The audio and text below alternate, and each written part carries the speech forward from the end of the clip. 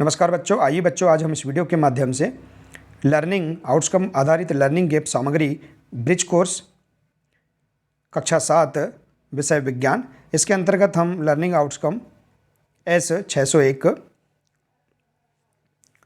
इसमें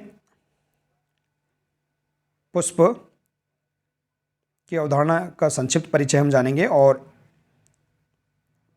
इसके अंतर्गत वर्कशीट एवं अभ्यास कार्यों को हम कैसे पूर्ण कर सकते हैं, आइए जानते हैं। देखिए यहाँ दिया है लर्निंग आउटकम S601, इसके अंतर्गत है पुष्प।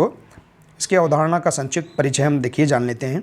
दिया है बच्चों, पुष्प पौधे के रंग बिरंगी भाग को पुष्प कहते हैं। देखिए सभी पौधों में पुष्प भिन्न भिन्न रंगों के होते हैं, तो पुष्प किसे कहते हैं?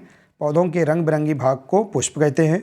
और सभी पौधों में पुष्प समान होते हैं क्या? नहीं होते हैं, अलग अलग रंगों के होते हैं। इसी प्रकार से देखिए सामान्यतः पुष्प में निम्न भाग होते हैं। पहला भाग है बाह्यदल, यह पुष्प का बाहरी भाग है और छोटी पत्ती की भांति दिखाई देता है। देखिए यहाँ पर चित्र में दिया है, देखिए बाह्यदल पुष्प का बाहरी भाग जिसमें जो हरे रंग का होता है। कलिका अवस्था में यह पुष्प की रक्षा करता है। कुछ पुष्पों में संयुक्त बाह्यदल एवं कुछ में अलग अलग होते हैं। ठीक है, इसी प्रकार से देखिए दूसरा भाग है पंखुड़ियाँ। यह बाह्यदल के अंदर स्थित होती है।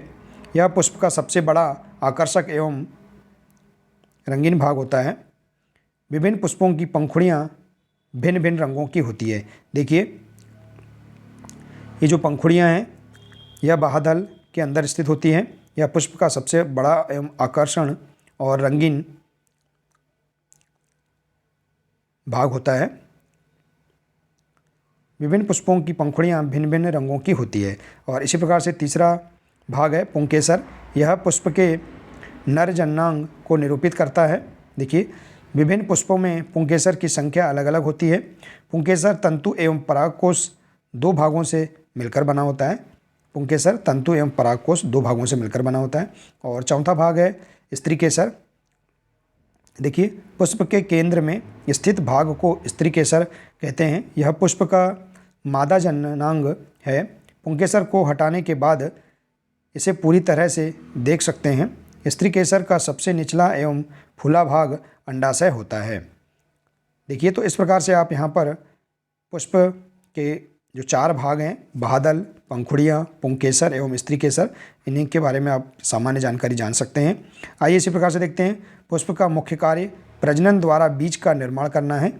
विभिन्न पुष्पों में गंध भी अलग अलग होती है। ठीक है बच्चों, तो इस प्रकार से आप देखिए यहाँ पर पुष्प, इसका संक्षिप्त परिचय आप यहाँ जान सकते हैं। आइए इसके अंतर्गत हम जो अभ्यास वर्कशीट हैं इन्हें हम कैसे पूर्ण कर सकते हैं, आइए देखते हैं।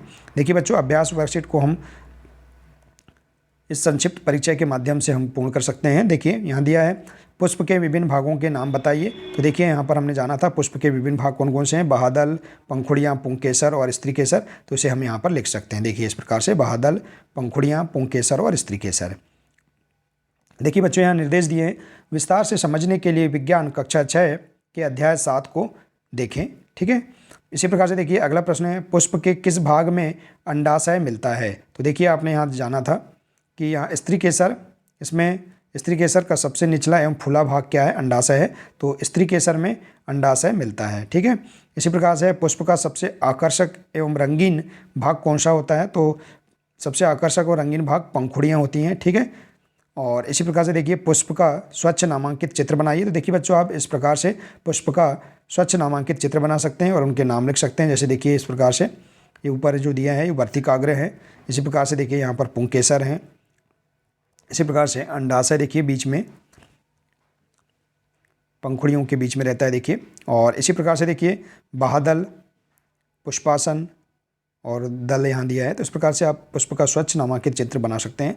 इसी प्रकार से देखिए अगला प्रश्न है, पुष्प का मुख्य कार्य क्या है? तो देखिए बच्चों इस प्रश्न का आंसर, पुष्प का मुख्य कार्य प्रजनन द्वारा बीज का निर्माण करना है। तो इस प्रकार से आप इसका आंसर लिख सकते हैं। आइए बच्चों इसी प्रकार से हम यहाँ प्रोजेक्ट कार्य देखते हैं, इसे कैसे पूर्ण कर सकते हैं। देखिए दिया है, अपने आसपास के कुछ पुष्पों का अध्ययन करके निम्न सारणी को पूर्ण कीजिए। देखिए यहाँ दिया है पौधों का नाम, बाह्यदलों की संख्या एवं रंग, पंखुड़ियों के रंग एवं उनकी संख्या, पंखुड़ियाँ जुड़ी हैं या स्वतंत्र हैं पुंकेसर की संख्या। तो देखिए अपने आसपास जो पुष्प हैं उनका आप अध्ययन कर सकते हैं, जैसे गुड़हल, गुलाब, पीली कनेर, मोगरा, गेंदा। इनमें देखेंगे कि बाहादलों की संख्या एवं रंग कैसा है। देखिए गुड़हल में देखेंगे बाहादल 5 होते हैं और इनका रंग होता है हरा। पंखुड़ियों के रंग कैसे होते हैं, गुड़हल लाल रंग का होता है, सफ़ेद रंग का भी होता है। तो इस प्रकार से आप यहाँ पर रंग भी लिख सकते हैं और कितनी पंखुड़ियाँ होती हैं उनकी संख्या लिख सकते हैं। पंखुड़ियाँ जुड़ी हैं या स्वतंत्र हैं, तो देखिए आप पंखुड़ियाँ फैली हुई रहती हैं, स्वतंत्र रहती हैं, तो आप यहाँ लिख सकते हैं। और पुंकेसर की संख्या देखेंगे आपकी अधिकांश जो पौधे हैं उनके जो फूल होते हैं उनमें पुंकेसर की संख्या बहुत कम, बहुत समान सी रहती है, जैसे कि पुंकेसरों की संख्या अक्सर 5 रहती है। देखिए तो यहाँ दिया है 5, इस प्रकार से हम लिख सकते हैं। इसी प्रकार से आप गुलाब के फूल के बारे में भी आप लिख सकते हैं। इसी प्रकार से देखिए पीली कनेर, इसी प्रकार से मोगरा, गेंदा। देखिए बच्चों आप यहाँ पर अपने आसपास के और भी अन्य पौधों के नाम लिखकर उनके फूलों का अध्ययन इस प्रकार से आप कर सकते हैं और उनके बारे में जानकारी आप इस प्रकार से अपने स्तर के अनुसार भी आप लिख सकते हैं। ठीक है बच्चों, आप अलग अलग जानकारी भी यहाँ लिख सकते हैं। देखिए यहाँ जानकारी उदाहरण स्वरूप समझाने के लिए बताई गई है। ठीक है बच्चों, आइए इसी प्रकार से हम आगे की ओर देखते हैं। स्व आकलन। देखिए यहाँ दिया है प्रश्न, रिक्त स्थानों की पूर्ति कीजिए। देखिए इसे हम पूर्ण करेंगे। देखिए बच्चों इस प्रकार के जो प्रश्न हैं अक्सर परीक्षाओं में भी पूछे जाते हैं। तो देखिए पहला दिया है खालिस्तान पुष्प का बाहरी भाग है, तो बाहादल पुष्प का बाहरी भाग कहलाता है। अगला प्रश्न है, विभिन्न पुष्पों में पुंकेसरों की संख्या खालिस्तान होती है, तो पुंकेसरों की संख्या कैसी होती है, अलग अलग होती है। अगला है, स्त्री केसर का सबसे निचला एवं फूला भाग खालिस्तान होता है, तो क्या होता है, अंडाशय होता है। अगला है, पुष्प का रंगीन व आकर्षक भाग खालिस्तान होता है, पंखुड़ियाँ होती हैं। पुष्प का रंगीन व आकर्षण भाग क्या है, पंखुड़ियाँ हैं। और पुष्प का मुख्य कार्य प्रजनन द्वारा खालिस्तान का निर्माण करना होता है, तो प्रजनन द्वारा बीज का निर्माण करना होता है। तो इस प्रकार से आप रिक्त स्थानों की पूर्ति कर सकते हैं। आइए इसी प्रकार से देखिए अगला प्रश्न देखते हैं, किसी भी पुष्प का सुंदर चित्र बनाकर उसके विभिन्न भागों का वर्णन कीजिए। देखिए आप किसी भी यहाँ चित्र का सुंदर, किसी भी पुष्प का सुंदर चित्र बना सकते हैं और उसके विभिन्न भागों का नाम इस प्रकार से लिख सकते हैं, जैसे कि हमने यहाँ गुड़हल के पुष्प का चित्र बनाया है।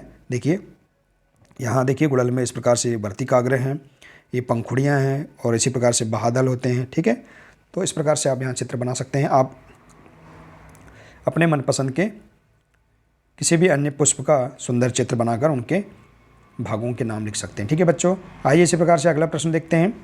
अगला प्रश्न है, ऐसे 2 पुष्पों के नाम लिखिए जिनमें से प्रत्येक में संयुक्त और अलग अलग बाहादल हों, जैसे गुड़हल और गुलाब, इनमें अलग अलग संयुक्त और अलग अलग बाहादल होते हैं। ठीक है, इसी प्रकार से देखिए अगला प्रश्न है, क्या सभी पुष्पों की गंध समान होती है। तो देखिए सभी पुष्पों की गंध समान नहीं होती है, सभी पुष्पों की गंध अलग अलग होती है। तो हम इस प्रकार से आंसर लिख सकते हैं, सभी पुष्पों की गंध अलग अलग होती है। तो देखिए इस प्रकार से बच्चों आप यहाँ पर बहुत ही सरल तरीके से यहाँ ये प्रोजेक्ट कार्य एवं वर्कशीटों को आप पूर्ण कर सकते हैं। देखिए तो बच्चों आशा है कि आपको ये अभ्यास वर्कशीट एवं प्रोजेक्ट कार्य समझ में आ गए होंगे, बहुत ही अच्छे लगे होंगे। बच्चों आप इसी प्रकार से आगे के और अन्य वीडियो प्राप्त करना चाहते हैं तो आप इस चैनल को सब्सक्राइब कर लें, बेल आइकन को प्रेस कर लें ताकि आपको सभी वीडियो मिलते रहें। तो बच्चों आज के लिए सिर्फ इतना ही है, मिलते हैं नेक्स्ट वीडियो में। नमस्कार।